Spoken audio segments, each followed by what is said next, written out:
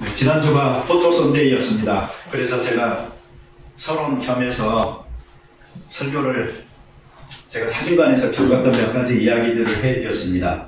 나름대로 굉장히 의미가 깊었던 감동이 있는 그런 이야기들이었습니다. 왜 그런가 하니 제가 한 10년 하면서 그래도 기억에 남는 이야기들 몇 개만 골라서 말씀을 드린 거니까요. 물론 사진 찍고 뭐 사진값 안 내고 막 이런 사람들 이야기는 제가 안 했습니다. 네, 그런데 사실 지난주 설교 듣고요, 좋았다 생각하시는 분은 어쩌면 회개하셔야 될지도 몰라요. 왜 그런가 하니 지난주는 설교로 한다고 했지만 설교가 아니었거든요.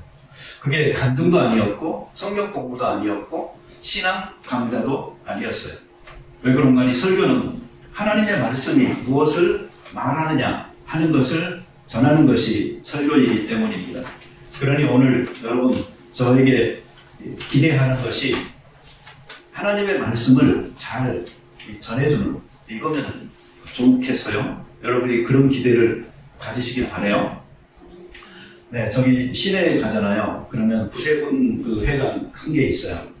근데 거기에 그 피아노 그 콘서트가 있어가지고 제가 그 사진 촬영을 하러 갔었는데 또 사진 이야기 또 하네.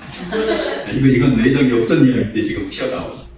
근데 그 사진을 찍으러 이렇게 이제 무대에 올라가잖아요. 올라가지고 이제 그 사람들이 앉아있는 좌석을 보니까 딱 이렇게 생겼어요. 여기 중간 정도에. 그러니까 2층 계단이 시작되는 그 턱에 설교자나 찬양하는 사람이 앞에 서서 볼 수 있는 문구로 굉장히 크게 써있는 글씨가 있더라고요. 뭐라고 되어 있냐면은 Sir, show us Jesus 이렇게 되어 있어요. 그러니까 그 말이요. 저는 사진을 찍으러 그날 갔었는데 목사니까 느낀 게 있었어요.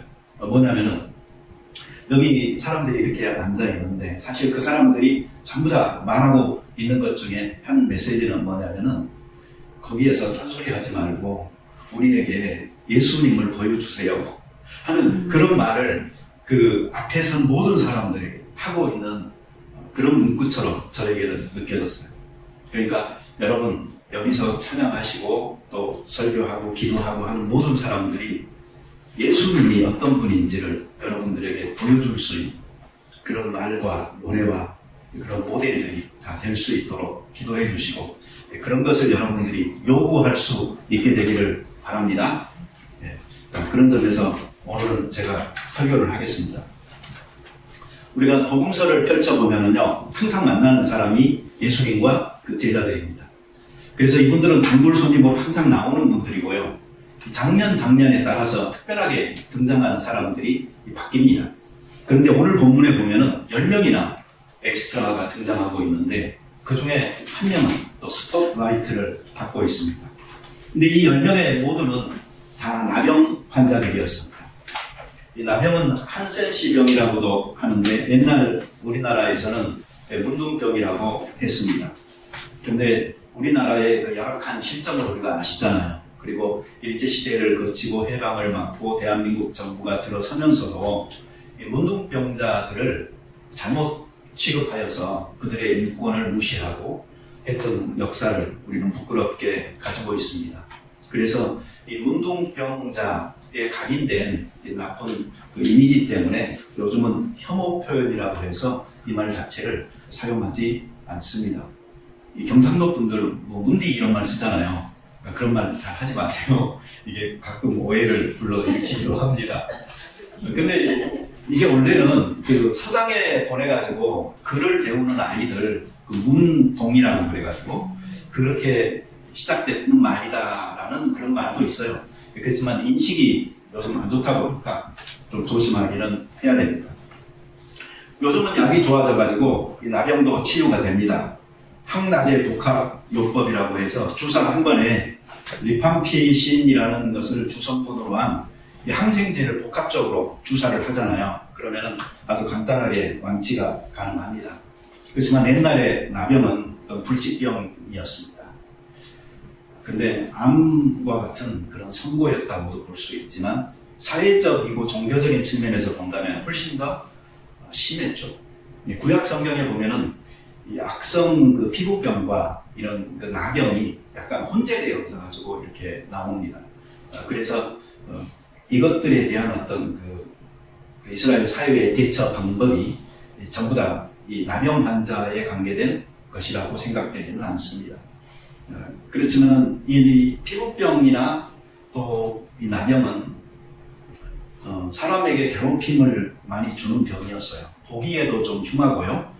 그리고 이렇게 산채로 썩는다라는 말이 있어요.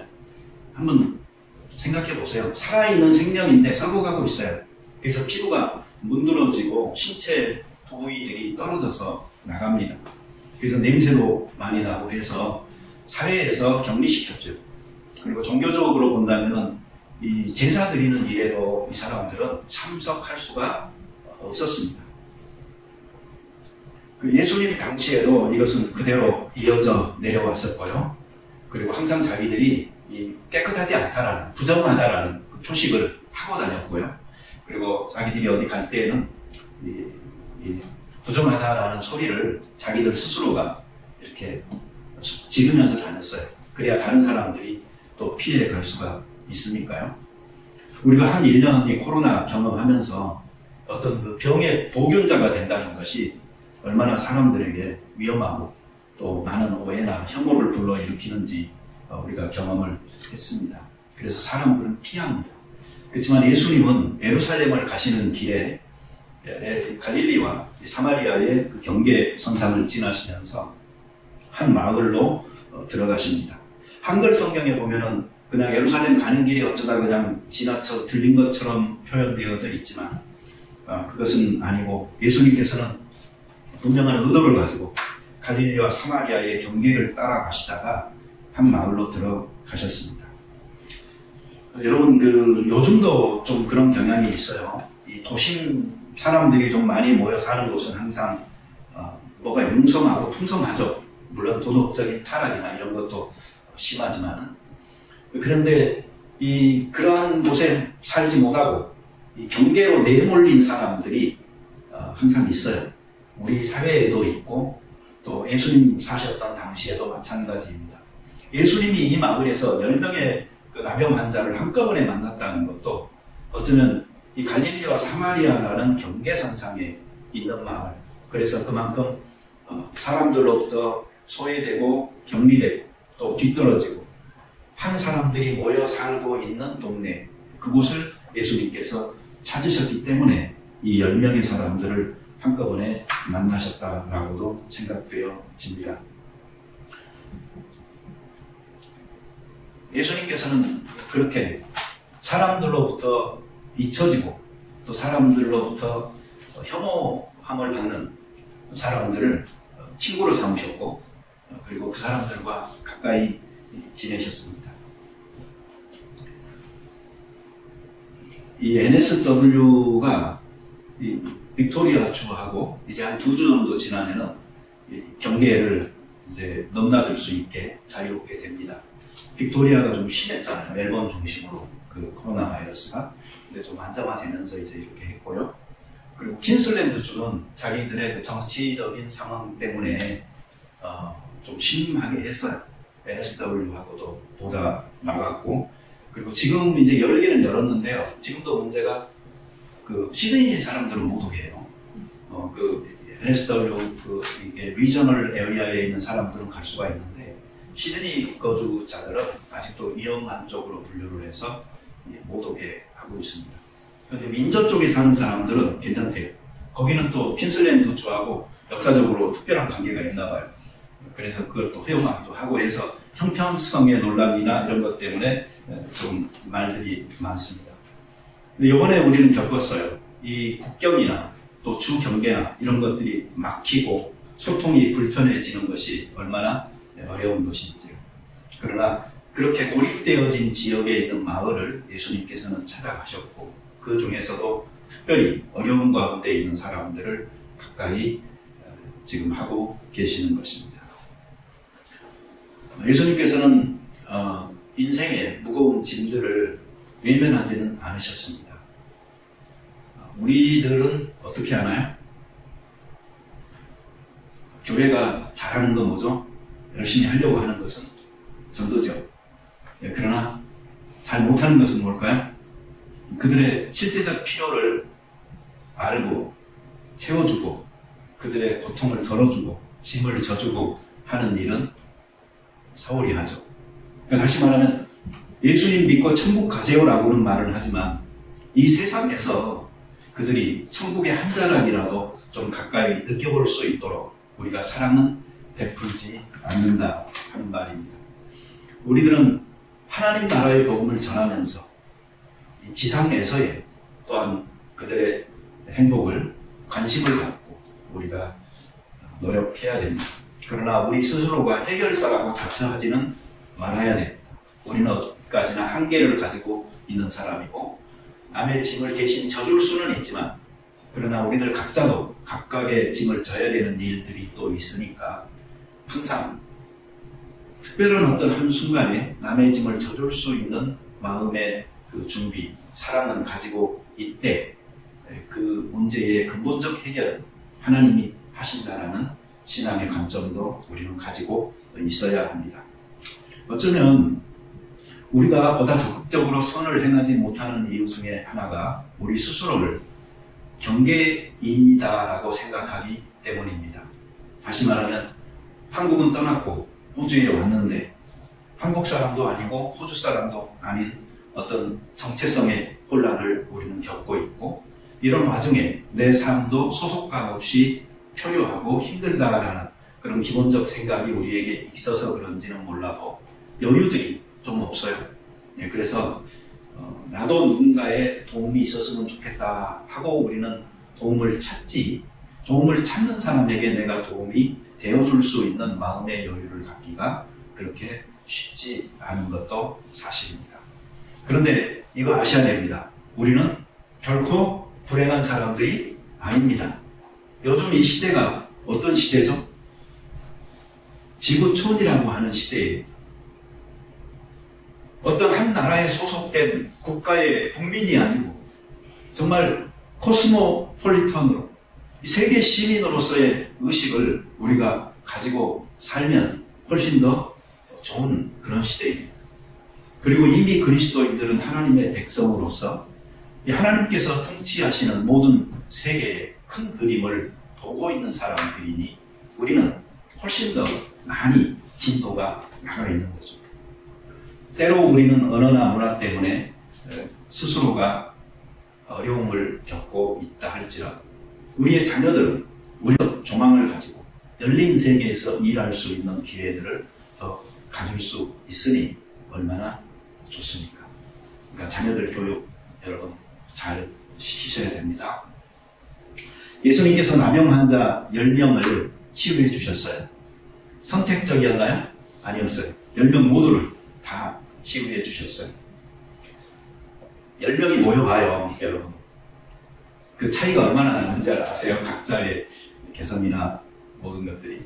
그러나 예수님은 이거 개의치 않고 그들 모두를 조건 없이 치유해 주셨고 단 한 가지 보신 조건이 있다면 바로 믿음이었어요. 믿음이라는 이 하나 때문에 예수님께서는 그들에게 치유의 축복을 주셨습니다. 그들의 믿음은 첫째로 예수 선생님이여 우리를 불쌍히 여기소서라고 소리 높여 말할 수 있는 믿음을 갖고 있었어요.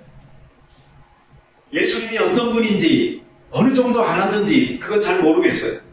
그러나 적어도 예수님에게 도움을 요청하면 저분이 도움을 주실 수 있다는 것을 알았고 그리고 그들은 소리 높여서 그것을 말할 수 있는 용기를 가지고 있는 믿음이었던 것 같아요. 우리는 자기의 처지를 이게 안다는 것이 결코 쉽지 않다 하는 것을 압니다. 그러니 소크라테스가 너 자신을 좀 알으라고 했던 거죠. 두 가지만 예를 들어서 이야기를 해보면은 솔로몬이 어린 나이에 왕이 되었어서 일천번제를 드리고 하나님 앞에 기도할 때에 하나님께서 내가 너에게 무엇을 주기를 원하느냐라고 물었어요. 하나님이 모르는 분이 아니잖아요. 그러나 그 질문을 통하여서 너가 무엇을 원하고 있는지를 분명히 하라라고 이야기를 하신 거예요. 그때 이 수없이 많은 백성을 어린 내가 어떻게 잘 다스릴 수 있겠느냐. 지혜를 구하니 그게 하나님의 마음에 흡족하여서 그가 구하지 아니한 많은 것을 덤으로 주신 일이 있었습니다. 신약성경에서도 예수님께서 지나가실 때에 소경 거지 바디메오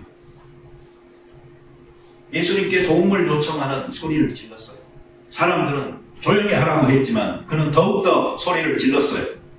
그 소리를 듣기 위해서 예수님이 멈추셨고 그를 불렀어요.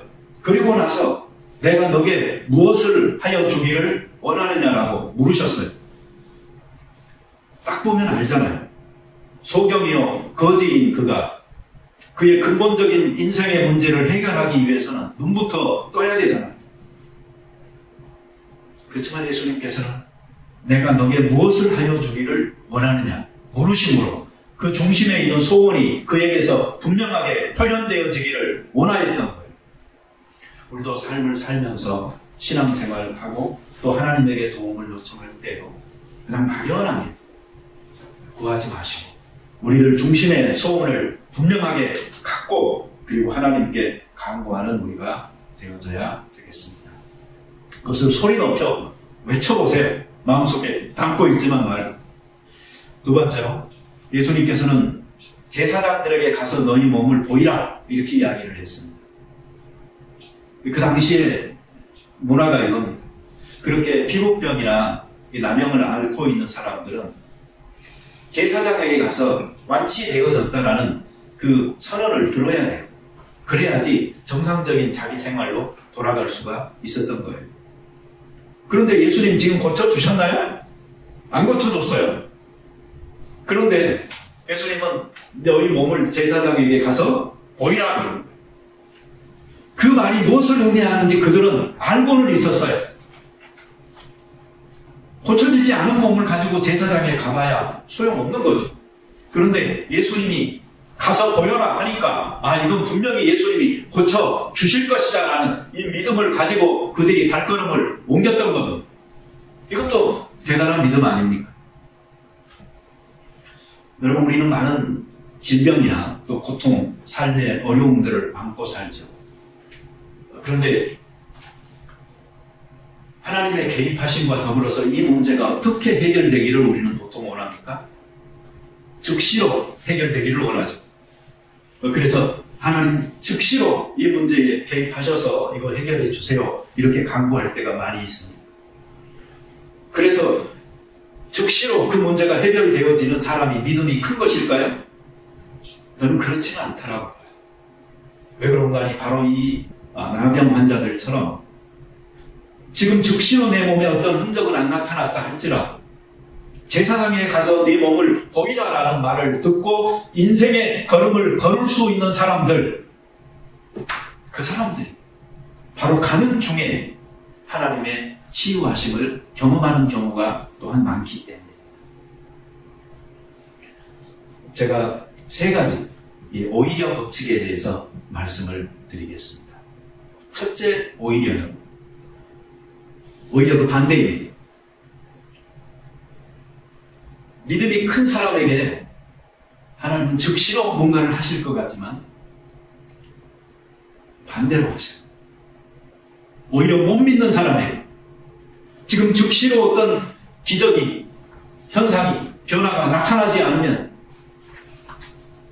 믿음을 저버리고 돌아설 사람들이기 때문에 즉시로 그러한 일들을 나타나게 해주시는 경우가 많아요. 성격이 급하거나 또 쉽게 변하거나 이런 분들은 믿어도 예수님을 인스턴트 성향으로 믿죠. 그래서 쉽게 깨지기도 하고 엎어지기도 하고 또 뒤집어지기도 하고 그러니 그런 사람에게는 하나님의 개입하심도 급하게 즉시로 많이 일어납니다. 두 번째 오히려가 있습니다. 오히려 가다가 고침을 받는 사람들이 있어요. 가는 그 도중에라도 믿음을 포기하지 않을 사람은 지속적으로 믿으면서 그 발걸음을 옮기는 사람들, 그 사람들에게 하나님께서는 이 가는 중에 치유와 해결을 주십니다. 믿음을 가지고 헌신하면서 사는 사람들에게는 이 즉시의 치유보다는 이 가다가 치유가 더 많은 거죠. 뿌리가 박히고 자라는 충분한 시간을 두고 충실한 열매를 맺도록 하시기 위하여서 즉시로가 아닌 가다가 치유를 주셔요. 세 번째 오히려가 있습니다.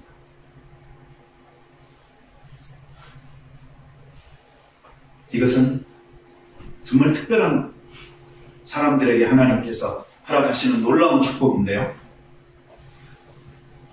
즉시로도 아니고 가다가도 아니고 그리 아니하실지라도의 축복입니다. 그냥 그 병이나 그 아픔이나 인생의 짐을 너 그대로 평생 가지고 살아라. 대표적인 사람이 사도 바울입니다. 자신의 몸에 육체의 가시를 가지고 있었습니다. 이게 사탄의 회라고 그가 할 정도로 얼마나 고통스러웠는지. 그는 기도했어요. 그러나 하나님께서 고쳐주지 않아요. 다른 사람들의 병을 고치는데 그 바울을 쓰셨던 하나님께서 그 바울 자신이 자기의 병을 위하여서 기도하는데 고쳐주지 않아요.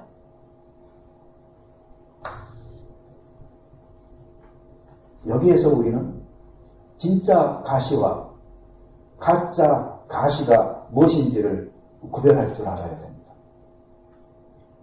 나에게 가시가 되는 것과 하나님께 가시가 되는 것이 무엇인지를 구별하는 영적인 눈이 열리면 우리 삶에 있는 고통과 아픔과 서러움과 소외의 문제들을 해결할 수가 있습니다.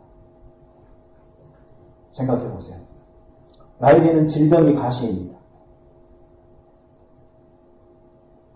그렇지만 하나님께는 교만이 가시입니다.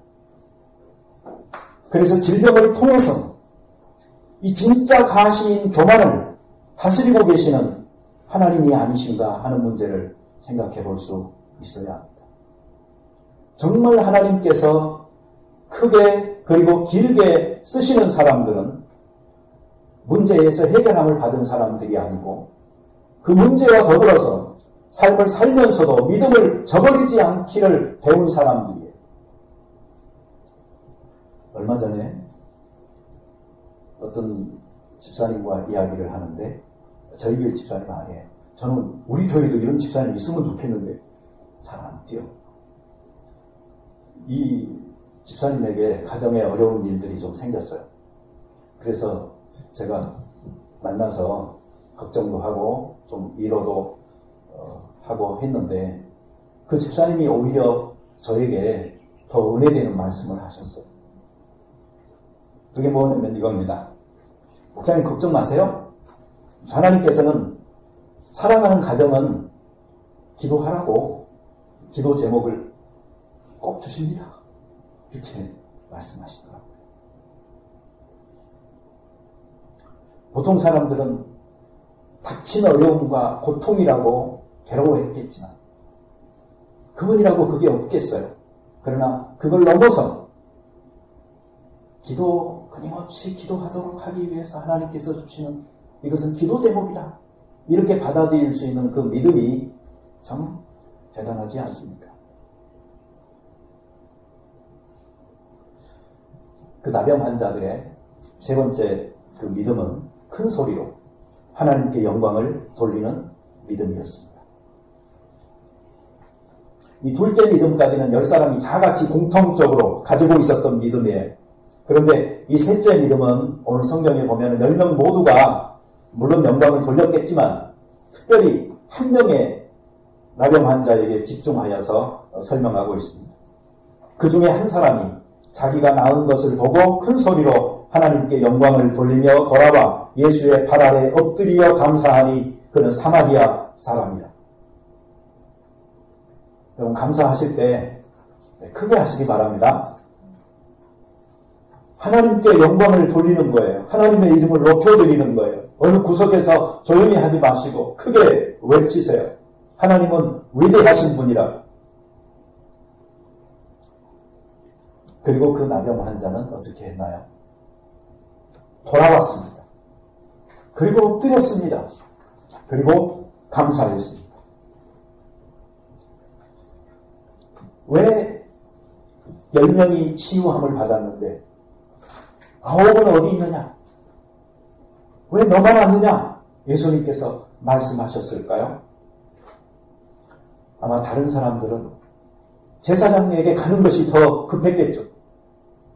빨리 가서 자기가 낳은 걸 보여주고 정상적인 사회인으로 자기의 집으로 돌아가는 일이 더 중요했겠죠. 그런데 그 중에 한 명, 예수님에게 다시 돌아와서 엎드려 감사했던 것입니다. 이것은 바로 삶의 우선권의 문제입니다. 여러분, 좋은 일 있을 때 하나님 찾으시고요. 나쁜 일 있을 때도 하나님 찾으세요. 그렇지만 보통 사람들은 어떻게 하죠? 나쁜 일이 있을 때 주여 주여는 정말 잘해요. 그런데 좋은 일 있을 때는 어떻게 하죠? 나요 그래서 내가 잘해서 이런 일이 있다라고. 그러나 크리스찬들은 압니다. 범사에 감사하라는 그 말 속에 있는 의미가 무엇인지 깨달았으면 바로 방향을 돌이켜서 내리시는 결단이 있어야 됩니다. 제사장에게 몸을 보이러 가기 이전 예수님에게 돌아와 엎드려 감사했던 그 나병 환자처럼 가던 방향을 바꾸는 결단이 있었으면 좋겠습니다. 여러분, 이 나병 환자가 예수님 앞에 돌아와서 정말 무릎 꿇고 엎드려 있는 이 모습을 봐보세요. 여러분, 이게 신앙 아닙니까? 그리고 이게 바로 신앙인들의 정말 그 신앙하는 삶의 그 출발점, 바로 그 모습 아닙니까?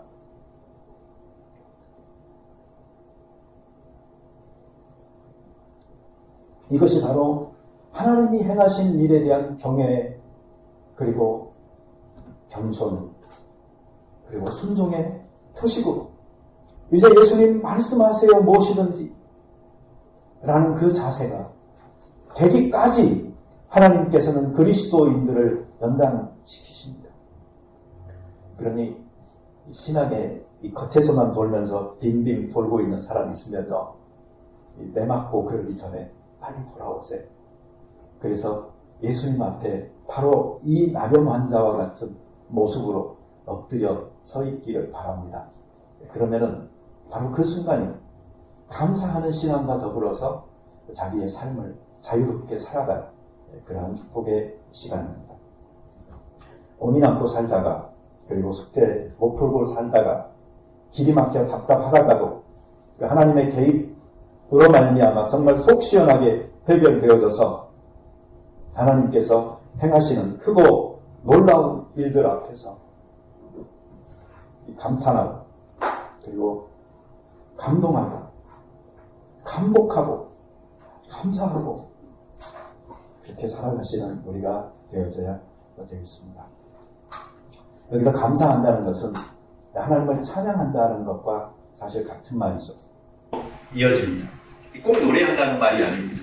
말을 통해서도, 또 우리의 그 행동을 통하여서도 하나님을 높이는 모든 것이 찬양입니다. 아주 오래전인데, 제가 한국에서 있을 때 성가대와 더불어서 강화도로 성가대 캠프를 갔었어요.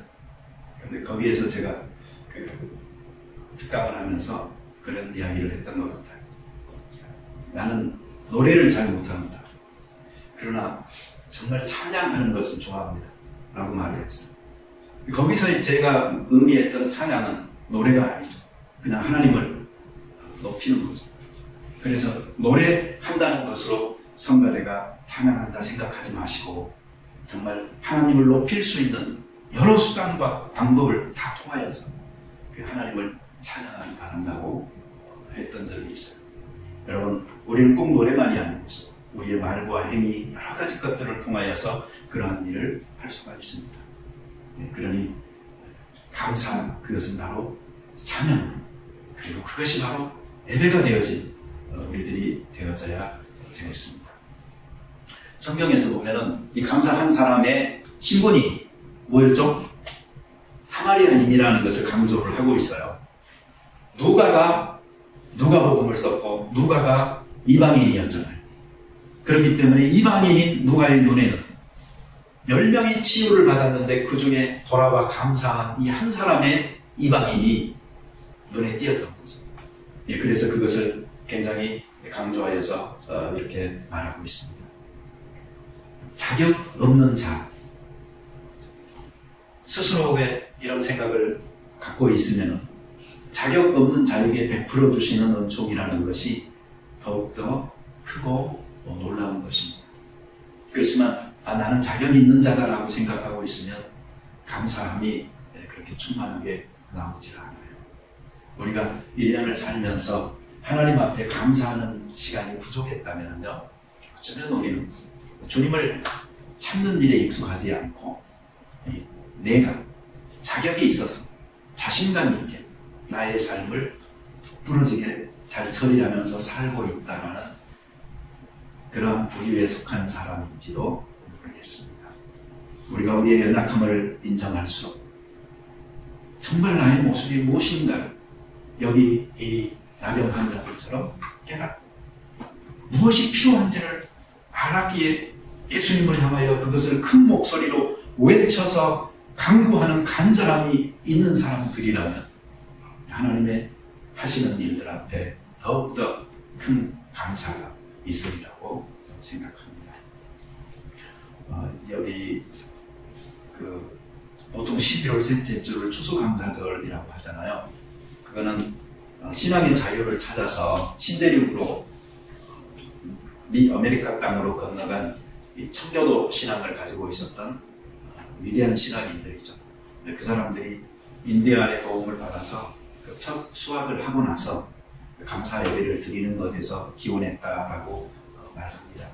근데 호주는 11월 달이 추수 때도 아니고 그래서 그냥 추수감사절이라기보다는 범사에 감사하라는 의미로 범사감사절이라고 이름을 제가 바꿔봤어요.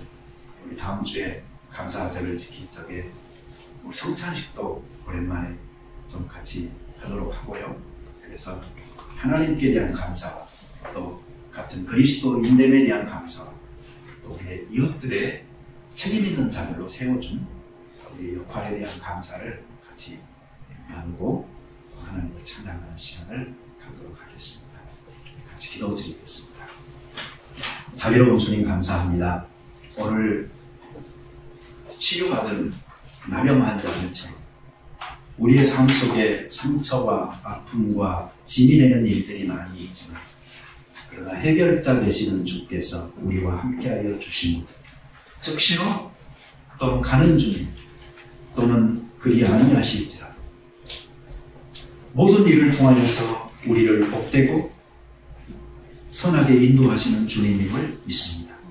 그래서 우리들은 범사에 모든 것에 모든 일에서 어떤 환경에서도 어떤 상황 속에서도 감사하는 이 크리스찬의 삶의 바른 태도를 갖기를 원합니다.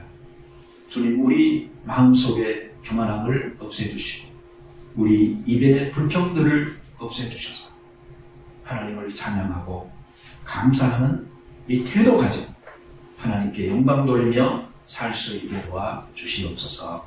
예수님의 이름으로 기도드립니다. 아멘.